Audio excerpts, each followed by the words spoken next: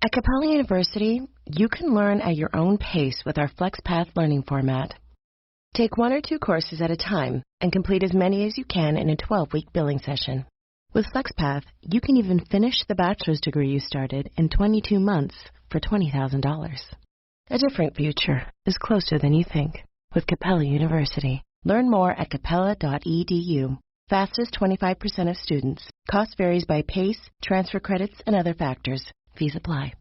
Did you know that parents rank financial literacy as the #1 most difficult life skill to teach? Meet Greenlight, the debit card and money app for families. With Greenlight, you can send money to kids quickly, set up chores, automate allowance, and keep an eye on your kids' spending with real-time notifications. Kids learn to earn, save, and spend wisely, and parents can rest easy knowing their kids are learning about money with guardrails in place. Try Greenlight risk-free today at greenlight.com/Spotify. Let me get to my 2 guests who, as I said earlier, are 2 really good friends. We've known each other, I think the 3 of us have been friends for 30 years.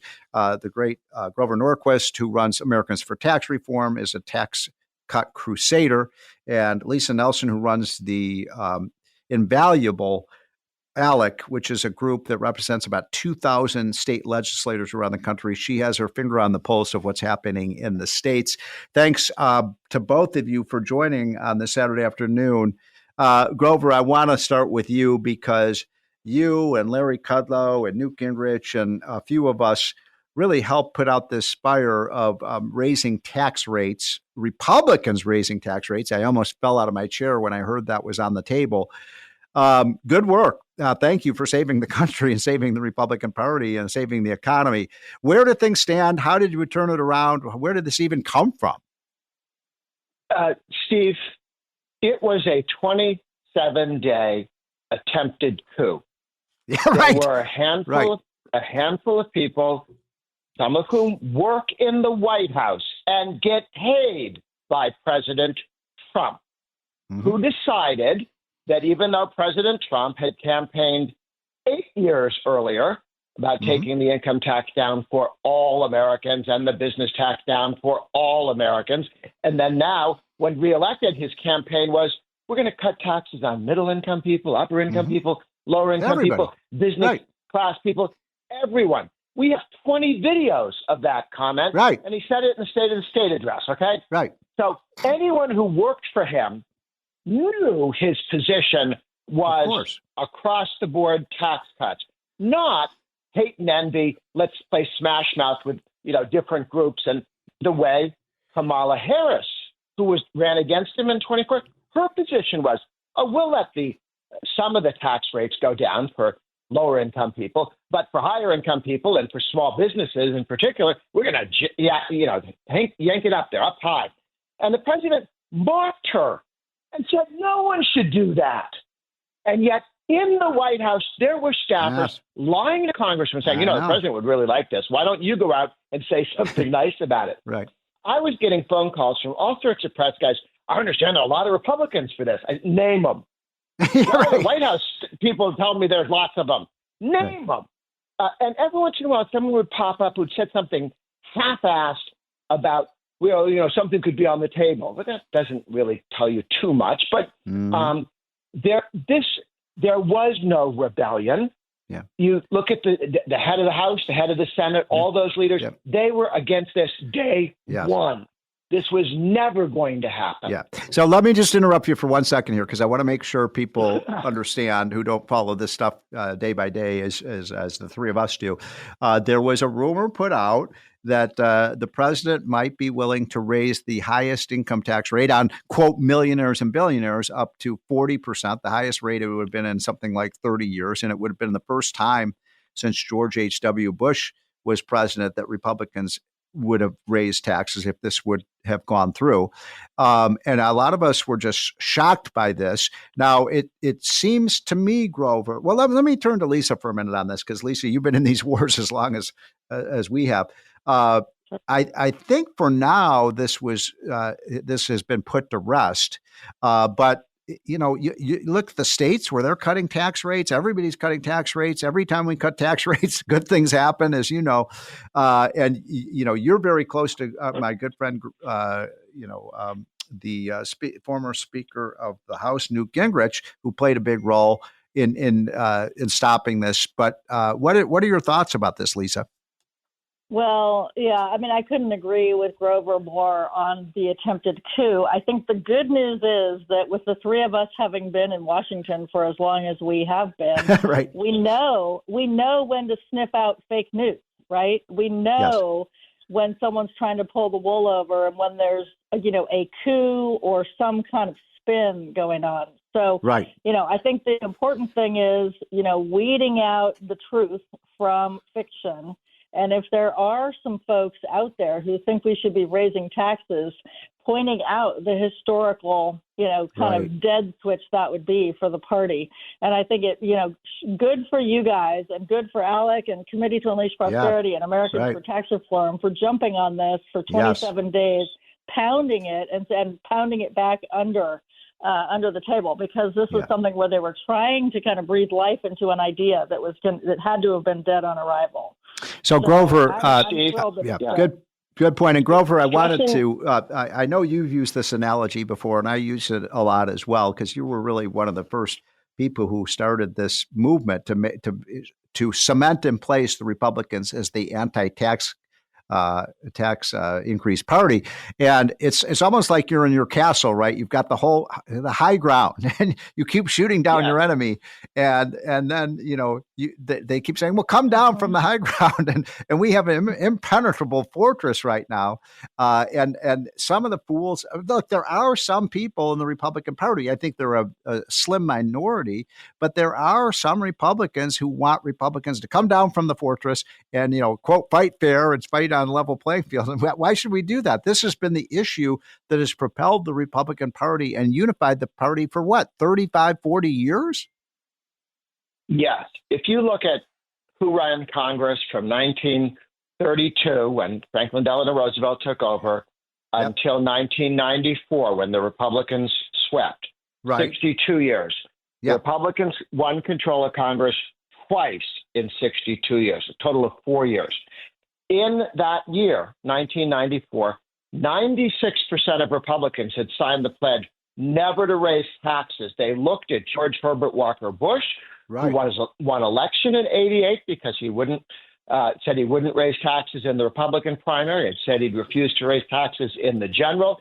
He got elected because of that. He broke his promise in 1990. There was a slowdown of the economy because of his tax increase, and he lost the presidential election to a nobody. And then Republicans came back and said, we're never raising taxes. And here's how you can believe us. We watched what happened to the guy who won the Cold War and threw away the presidency on a tax increase. We're not doing that. And as you point out, the Republicans have never voted for a tax increase since 1994 till now. And 18 years, they held both houses. 6 years, the Democrats held both houses. Why would they be so stupid to come down from the fortress? Aren't they playing right into the Democrats' hands? Well, there is an effort by the Democrat Party, by the left, to pay money to some people who claim to be Republicans or conservatives. This guy named Cass is one of them. He gets his cash from the Democrats, from left-wing foundations, and his job is to convince the Republicans that it's okay to raise taxes. Because he thinks it's the best for Republicans, or because the people who pay him know that you're stabbing the modern. First of all, he has to stab Trump in the back, but he's also trying to stab the modern Republican Party in the back, and he doesn't care because he's paid by the other team. So when you ask, why would anyone do this? The answer is they're not. It's not that they don't understand what they're doing; it's that they're playing for the other team. So Lisa, you and I have worked together over the years on the ranking of the states, the Rich States, Poor States report. And one of the things we found in that report is that especially the red states have been dramatically lowering their taxes. We now have 9 states that have no income tax at all. Those states do very well on the ALEC ranking of the best economic states. And then you've got states, unfortunately, a lot of our listenership is in these states, Connecticut, New Jersey, New York, and then, of course, California, that have continued to raise their taxes. And we find dramatic evidence in that report that the states with the highest income taxes that, quote, soak the rich are the ones that are in absolute decline. And the states like Texas and Florida and Tennessee with no income tax are the states that are booming. What's so complicated about this? Yeah, it should be fairly obvious for the states to kind of figure it out. And I'll tell you, one state in particular, Utah, has figured it out for 18 years in a row. They've been ranked number one for 18 years. And, yes. The Senate president out there every year gets his delegation together, his caucus together, and says, we can't rest on our laurels. What do we have to do to stay number one? Well, we've got a calculator on our ALEC.org website that gives them, kind of the path to what they would have to do. If he had not been doing that, this is what I find so interesting. If he had not been doing that every year, he would have dropped to 33rd because so many states are competing and fighting for that number one spot. And I'll tell you, Florida is right behind Utah. Arizona, when they had Governor Ducey there, was sneaking up. Tennessee, where Dr. Laffer, your good friend Dr. Laffer lives, has snuck up to a top 5 finish. So there's lots of states who are looking at how do we reduce our taxes? How do we get rid of the income tax? Like you said, 9 states. Mississippi made a huge play moving forward after Speaker Phil Gunn worked on it for about 4 or 5 years before he left the office. And they finally got it done. I think Tate Reeves has a phase in of getting rid of the income tax. So super, super excited about what the states are doing and how they're competing against each other for those top 5 spots. One final Grover, point, I should say, New York is last. They're number 50 out of 50. That's pretty pathetic. And I think New Jersey is like 46 out of 50, yep, and I think Connecticut's they're in the bottom 5. Yeah. They do it wrong. So, Grover, just to shift away from the politics of this issue of soak the rich to the economics of it and why it's bad policy, not just bad politics, Laffer, who Lisa just mentioned, has a great book out called Taxes Have Consequences. And I'm sure you're familiar with this, Grover. Many of our listeners may not be familiar with it, but what he shows over the course of the last 100 years since we made our major mistake and introduced the income tax in the first place, every single time, Grover, we have raised taxes, whether it was Herbert Hoover or whether it was Woodrow Wilson or whether it was Richard Nixon or whether it's Jimmy Carter, every time we've raised taxes, bad things have happened for the economy. Every time under Coolidge, under JFK, under Reagan, under Trump, we've lowered taxes. Good things have happened. That is exactly true. But to get back to the politics for a moment, it explains why would somebody vote for higher taxes, as Obama said he was for raising the capital gains tax. And when someone said, but you do know that raising the capital gains tax will slow economic growth, and it will actually raise less money with the higher tax. Why would you do that? Because it's fair to bash those people, okay? Because it's a good thing to tear down people who are working hard. He literally defined the goal of taxation as not raising enough money to do the legitimate functions of government, of which there are a few, but rather as a tool to punish others. Punish success. And there are 2 parties in the United States. Go back to the Revolutionary War. The Tories, the people who supported the British occupation, were known as FOG, Friends of Government. Okay. And now the Democrat, and they wanted the government, the king, to be rich, powerful, and in control. So why would a politician raise taxes, spend too much when they know it's bad for the country? Because they're representing the party of government, and the government, each time the government raises taxes, the government got more powerful, not always richer, but more powerful. Of course. And the country did less well, but they're the party of government. They want the government to be bigger and powerful. And that's why we shouldn't be surprised when we explain carefully to them, you do know this will hurt the economy. And to them, the economy is taxes that they eat. Yeah. So we got to take a quick break. By the way, I promise you guys, I just keep you 14 or 15. Could you guys do one more segment? Sure. Sure. Okay, fantastic. We'll be back with Lisa Nelson and Grover Norquist in just 1 minute. We're going to talk about what's going on in the States and some of the exciting news on education reform, which is some very good news. We'll be right back. This is the More Money Show on WABC. Talk Radio 77 WABC. Ryan Reynolds here from Mint Mobile. I don't know if you knew this, but anyone can get the same premium wireless for $15 a month plan that I've been enjoying. It's not just for celebrities. So do like I did and have one of your assistants switch you to Mint Mobile today. I'm told it's super easy to do at mintmobile.com/switch. Upfront payment of $45 for 3-month plan, equivalent to $15 per month required. Intro rate first 3 months only, then full price plan options available. Taxes and fees extra. See full terms at mintmobile.com. At BP, we've reset our strategy with a focused downstream, a growing upstream, and disciplined investment in the transition.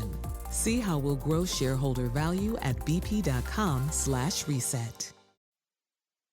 Welcome back, folks. This is the More Money Show. I hope you're all having a wonderful weekend. Sorry, the weather along the East Coast is kind of a rainy, sloppy day. Good day to listen to the radio, but the sun will come out tomorrow. And by the way, I'm using that as a metaphor for the economy and the stock market as well. We've been talking with Lisa Nelson, who is the president of ALEC, which is an association of, I think, 2,000 or 3,000 state legislators around the country who believe in economic growth and prosperity and federalism. And of course, Grover Norquist, who is the president of Americans for Tax Reform. So, Lisa, let me swing it over to you. Thanks for holding over. Good news. Will you tell our audience the great news about what happened in Texas this past week and what this means for not just the kids in Texas, but a real harbinger of great things to come throughout the country on school choice?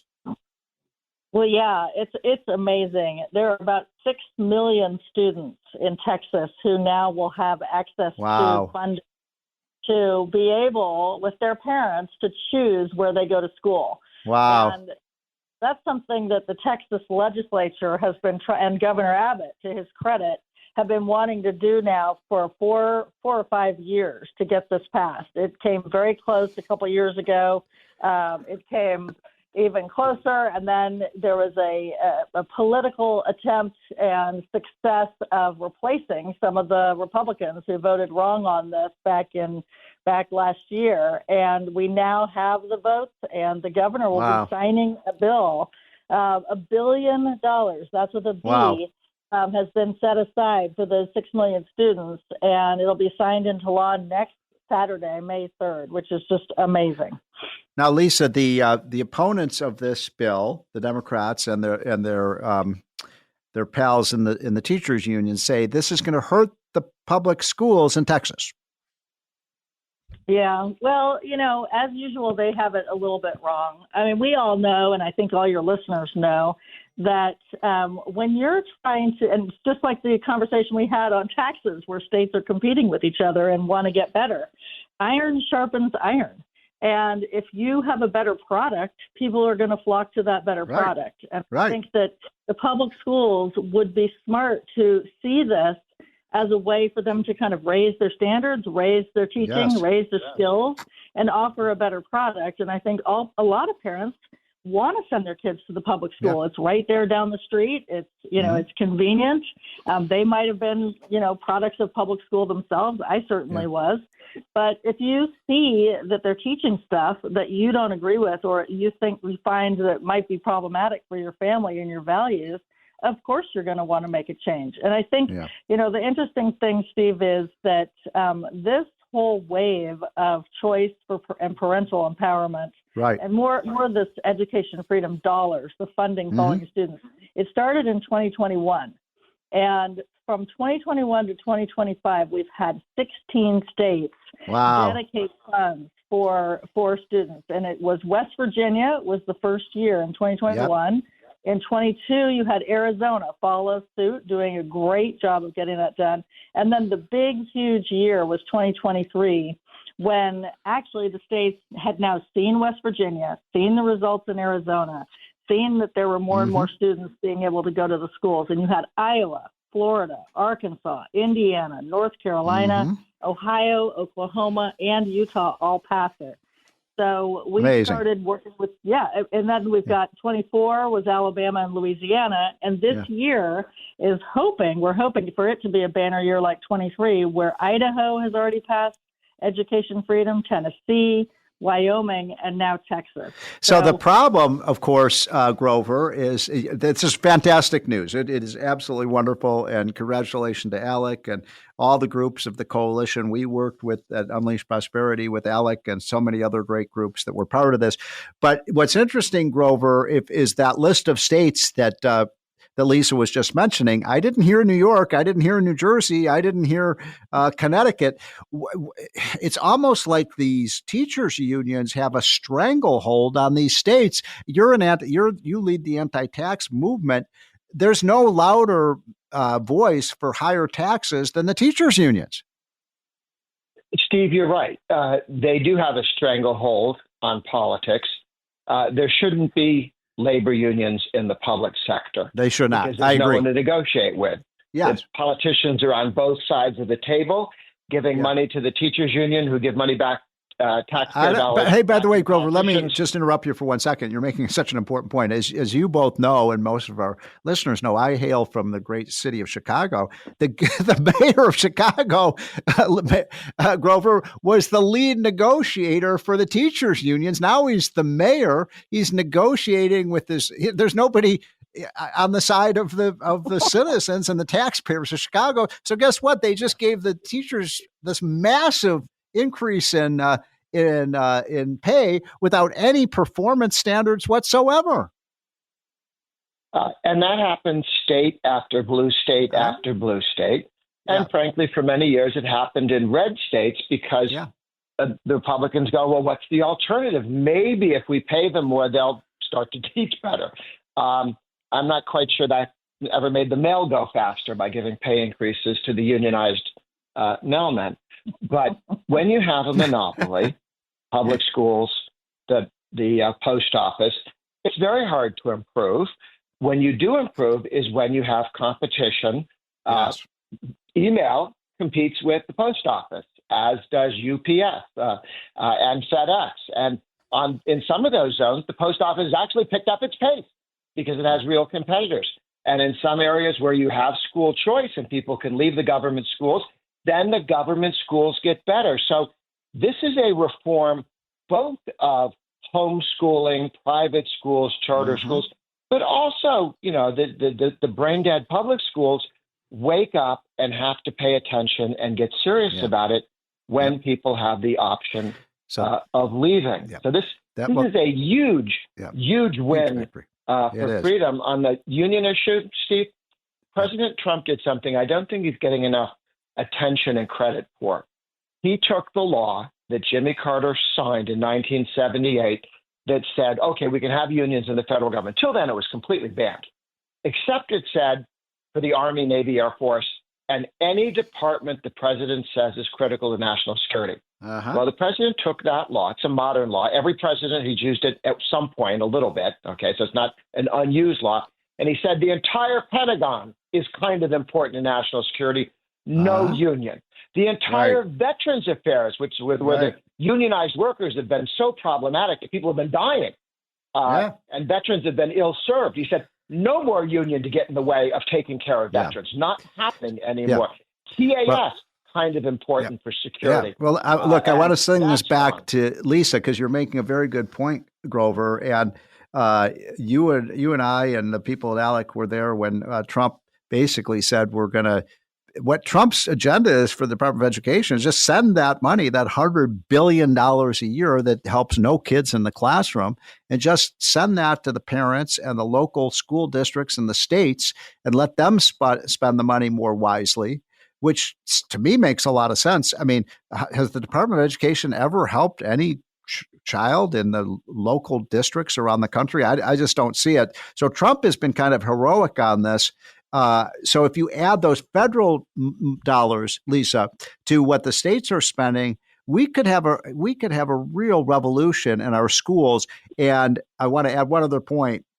you know, and Grover knows, and I think most of our listeners understand that what has happened with our test scores is a national crisis. And this may be one of the ways of making sure that kids can actually read the diplomas when they graduate from high school.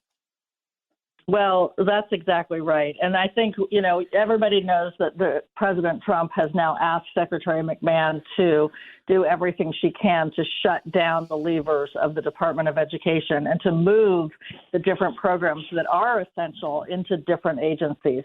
People don't remember that the Department of Education didn't even exist until Jimmy Carter brought it into life in 1973, and then it actually got established in 77. So in our lifetime, the Department of Education didn't exist, and then it came in. It's like the CFPB. We don't need to grow the government.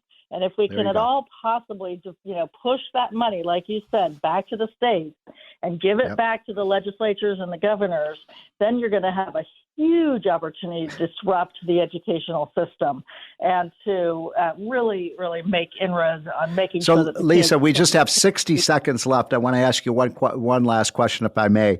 Okay, so I'm going to play the devil's advocate, in this case, the real devil advocate, and say, well, the people who are going to be hurt the most by these programs are the minorities. This is a racist program to basically bring segregation back into the classrooms. What do you say to that?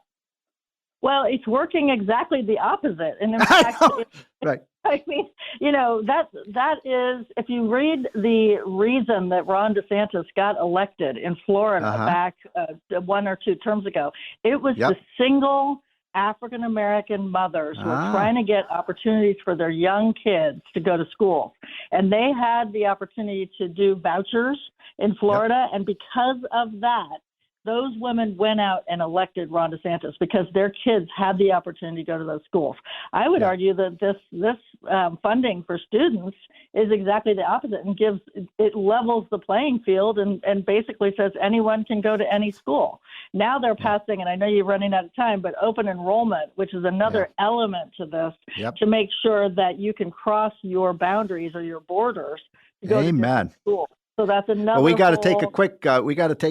Quick break. Well said, Lisa. That's Lisa Nelson of ALEC, and also the great Grover Norquist of Americans for Tax Reform. To both of you, thanks so much for taking some time this Saturday afternoon